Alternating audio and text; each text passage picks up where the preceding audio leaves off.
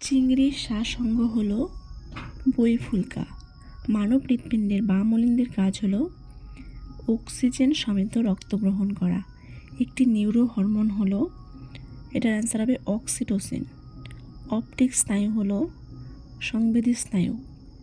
Mitosis কোষ বিভাজনের কোন দশায় কোন একটি ক্রোমোজোম থেকে দুটো অপত্য ক্রোমোজোমের সৃষ্টি হয়? এটা উত্তর হবে টেলোফেজ দশায়। ব্যাকটেরিয়া গঠিত একটি রোগ হলো টাইফয়েড।